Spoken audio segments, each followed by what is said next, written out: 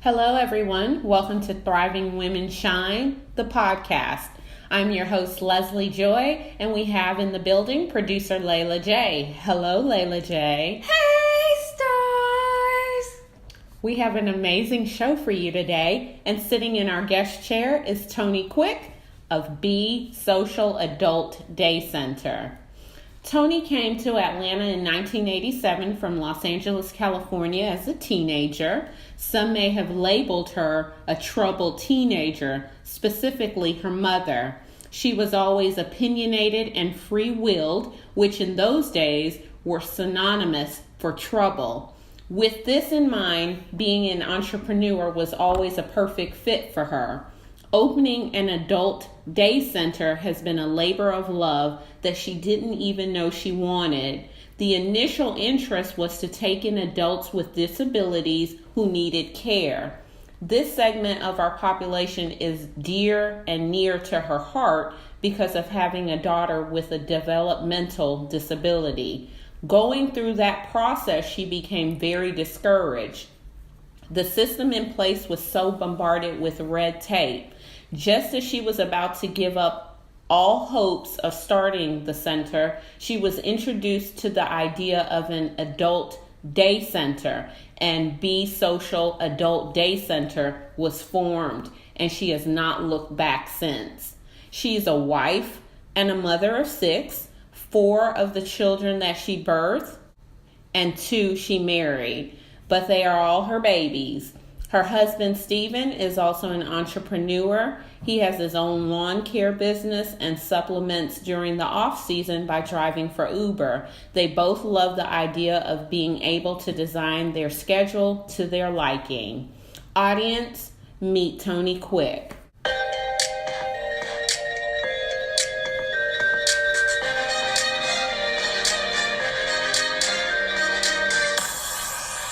Everyone, I want to welcome my friend Tonie to our show. Thank you so much for joining us tonight. Thank you for having me. I'm very excited to be with you guys tonight. We're excited to have you as well. So let's dive right into your story, Tonie. What inspired you to open Be Social Adult Daycare? The inspiration came along the way when I started out. This wasn't quite the goal, and it just merged into something else. So one of my daughters, it has a developmental delay, and so the differently abled community, which is a term I like to use. Not everybody is a fan, but that's a whole other thing. The differently abled community has a special place in my heart. So my husband and I were actually looking into taking in a couple of people.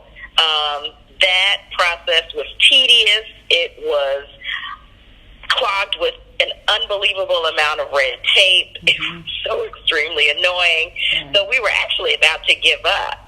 And then one of the ladies that we were kind of communicating with through the process suggested an adult day program. She said that's really where the need was, and as the senior and differently able population start to grow more in Georgia, that it was going to become more necessary. And so we looked into it, and we loved the entire idea of it. I love it. I really, really like it too. The thought of being able to carry out your older days in home and being able to participate in programs like this to keep you at home is always amazing to me. It's wonderful. I love it. I love it. Now, hearing about some of the roadblocks that you endured along the way with getting the business started, how have you been able to overcome that? Oh, a lot of prayer. Because it is really very difficult. And it really, if I'm going to be honest, it all comes down to money. Okay. And when the money is tight, or when the money isn't available, or when more money is required than you actually are bringing in, it does make things difficult. The rest of it is a lot easier to work out. Okay. So what I have discovered though, is a lot of times we hear terms like pull yourself up by your bootstraps, and, if you work real hard, anything is possible. I feel like you need people in your corner. You need borrowed resources. You need shared resources. You need favors. You need all of those types of things. I found it absolutely impossible to be an island and have a successful business. I agree. I definitely agree with you. What does an ideal participant look like who will be attending Be Social? And tell us what a day looks like for a participant at Be Social as well.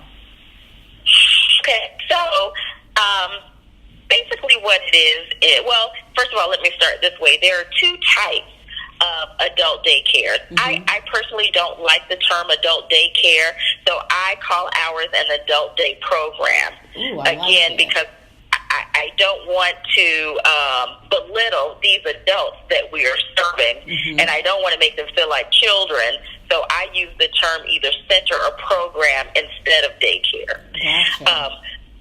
But according to the state of Georgia and Medicaid, there are two types of adult daycares. One is just a social model where you come in, you play some games, you do arts and crafts, maybe a little gardening, maybe a little art therapy, that type of thing. That's a social model where you just engage in social activities. Then there is the adult day health program that has a health component with medications. So we have a health component in it. This is the part that Medicaid pays for. Okay. So if you don't have the health component, then Medicaid does not cover it. Okay? Gotcha. So having an adult day health program is where people who would typically go into some form of a home, either a nursing home or some type of a group home or institutional setting if you're differently abled, instead of having them go into these type of institutionalized places, they do give them what's called a waiver, either a CCSP or a source waiver, to say, okay, you don't want to go into these institutionalized settings, which is fine because they're more expensive anyway, so we're just going to provide you with different types of resources that will allow you to remain in the community. So they may have some physical ailments, some mental health issues, maybe Alzheimer's. They can have some physical issues, some other barriers that if they don't have the support from either the community or a relative or somewhere, they would not be allowed, they wouldn't be able to have independent living. Love it. So, right. So if you need help using the restroom and help getting dressed, help having a shower, washing your hair, cooking food, if you need those resources or those that type of help, but you don't have it, then the best thing for you may be to go into something like a nursing home, because there they provide all those services. But if you're someone who wants to live independently and you just need some resources, some other people to come and assist you with the things that you need assistance with, then it'd be easier for you to stay in your home. So these are our target audience. People who just need some community resources, some assistance here or there. They don't need total help and aid, but they do need some resources that will help them to continue to live with. So Medicaid provides a waiver. Well, there are other waiver programs too, but we mostly deal with Medicaid. They provide a waiver, and they say, okay, in lieu of a nursing home, we will get you these services so that you can remain in your home. So these are the types of people we service. A day, our floor of the day is more of they would come in, sign in, have a greeting, decide what they want to do for the day. Our LPN or the RN would just give them just a quick physical check to make sure everything is fine, talk to them about their medications, any issues they had overnight. If they require the therapies like occupational speech or physical therapy, they would schedule to see the therapist while they're there. We have a snack cafe that's set up all day long, so if they want to munch on something, they can do that at will. We have coffee and tea and crackers and low sugar cookies, different things like that. We also provide lunch during the day, and then we also have a social component. So we do things like bingo. We have a movie theater. We have a reading nook. We have art therapy. We have music therapy. We have an activity calendar. So we have different activities going on different days, but it's an assortment of different things going on. I love it. I really do. And if you need a bingo caller, let me know, because that used to be my specialty when I was an activities director. That was my favorite thing to do, was play bingo. Really? Yes. No way. Bingo is really fun. Bingo is fun. I enjoyed it as a child, and I still enjoy it as an adult. I agree. I definitely agree with you. And I love this idea. I have a heart and a compassion for seniors being able to remain in their homes, especially ones that seek being able to stay in their home. So I love this. I love everything about this company. Everything. Tonie, will you tell us, where do you see your business in 5 years? Well, what I would like to see is an expansion of adult day programs in general. Mm-hmm. Not just my business, but because we do have a shortage here in Georgia. Everyone is expecting the baby boomers population to really grow exponentially, and we just don't have enough community services to provide for them. And so just in general, I would love to see more adult day programs. So we're actually going to really consider starting another one. We'd also like to maybe do assisted living, where they do come in and spend the night. It'd be a residential facility and not just a day facility like we have. So we just really want to broaden our scope so that we can serve just a multi-level of people. I love it. That is phenomenal. Again, let me know if you need a bingo caller. I've got you. I've got you. Can you tell I sure will. Can you tell us what entrepreneurs have inspired you currently or in the past? Well, I would have to start right in my own family. My grandfather had his own construction company, so he was able to hire his 6 sons to work for him, and so they all became entrepreneurs, and so I would definitely have to start right in my own family. That's probably where I saw it manifest first. And then, of course, my inspiration would be Oprah, because who doesn't want to be Oprah? Yes. Love it. I know that how you have another entrepreneur within your own household, your husband, Stephen Barnes. I know he does the Uber. He has his lawn care business as well. Please shout out to Stephen Barnes. When we get your information, you have to give his information as well, because he's associated with you, and I think both of you guys have that spirit for entrepreneurship. Yes, absolutely, and that's one of the reasons that we get along so well. We're really friends because we can connect on that level. That's something that he and I could just talk about for hours and hours.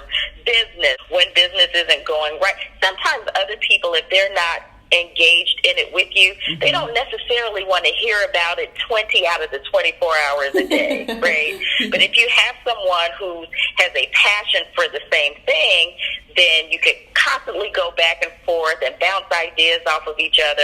I mean, he and I have both gotten up in the middle of the night and shaken each other. Hey, I have this great idea. And then the other one will sit up and wipe the sleep from our eyes and say, okay, go, let's hear it, And it's really great that we can bond on that level. But yes, he has a lawn care business, and he also drives for Uber. And Uber, he loves Uber because of the flexibility. He loves meeting new people. people. You know, he loves being in control of his time and of his schedule. He loves knowing that if he has a financial goal he wants to make for the week, he knows that he can go out there and make it. Sometimes when you're on a job, if you are a 40-hour-a-week employee, you're pretty much going to get that same check every week. Exactly. You know, unless something happens and they don't pay for you to be sick or something like that. So there's not a lot of chance for you to make extra money. But with something like Uber, because he is an independent contractor, if he knows that, you know, we're going out of town or, you know, on a cruise or whatever, which I'm planning soon, you know, he can get out there and he can make that money. And that really excites him, that like it ignites a passion in him just knowing that he could get out there between his lawn care company and Uber and hit whatever financial goals he sets. So I'm just really glad to have a partner. Have a partner like that, somebody who doesn't think I'm crazy when I want to talk about business all day long. Yes. What is the best advice that you can give to someone that is wanting to start their own business? That's a tough one, because it could vary depending on the business and the industry. I certainly cannot speak for all industries and all business, but I would say get yourself a mental seatbelt, because it's going to be a rough and rocky ride. Yes, I definitely understand on that road to entrepreneurship. Can you tell us about any charitable work that you all are doing or associated with going forth into the holidays? Yeah, as a matter of fact, we just had a Thanksgiving luncheon, which was very nice. We were very excited about that. But moving forward, looking forward to the Christmas holiday and New Year's, we're actually partnering with Meals on Wheels. I'm very excited about that. I just had a meeting with them today, and I am very much looking forward to it. Meals on Wheels does some very exciting things for the community and has done so for a very long time. They have an awesome reputation. I love Meals on Wheels. I love what they do. I love what they stand for. And that is phenomenal that you have partnered with them. I love it. I love everything about this. Love it. We are so excited about it. I just cannot wait to see how everything manifests. So, you know, we're going to work with them in delivering food. They're also going to give out gifts for seniors. They're going to have a Christmas tree decorating. I mean, we've just got all kinds of things planned, and I'm just so super excited about being a part of it. Absolutely. Please keep us posted, because I will definitely put it up on our blog as well, so that how we make sure that the community comes out to support you as well. Oh, that would be wonderful. We look forward to that. Yes. And then lastly that I have for you, Tonie, is please share all of the ways for our listeners to reach out to you for your services, any social media pages that you may have, email, phone numbers, websites. What is our best way for our listener to get a hold of you? Okay. So we are currently working on our website. We are rebuilding it from scratch. So I don't have that information handy, but absolutely give us a phone call. Our number is 404-806-7403. Also, you can reach me by email, Tonie.quick, and that's TONIE.QUICK at besocialtoday.com, and B is with two E's, so it's BEESOCIALTODAY.com. Love it. I definitely, all of this information will be on my blog as well for our listeners to get a hold of you. I love it. And thank you so much, Tonie, for being a part of our show today. I am very honored. I love everything about your concept about thriving women shine and putting focus on women entrepreneurs. We don't always get a lot of shine. So anytime anyone spotlights women doing big things in industry, I certainly appreciate that. So thank you for giving us this platform. You're welcome, and thank you. Thank you for shining. All contact information for Tonie Quick will be on our blog at www.lesliejoy134.weebly.com. Or you can re-listen to this podcast on our Facebook page or on our YouTube channel, Thriving Women Shine. If you feel moved by what we are doing with Thriving Women, donate any amount that your heart calls to give, and it will be greatly appreciated. Call us at 678-292-3906 for more information about donating. Thank you to our guest, Tonie Quick, and thank you to the audience for listening to Thriving Women Shine. Until we chat again, blessings to you and your family.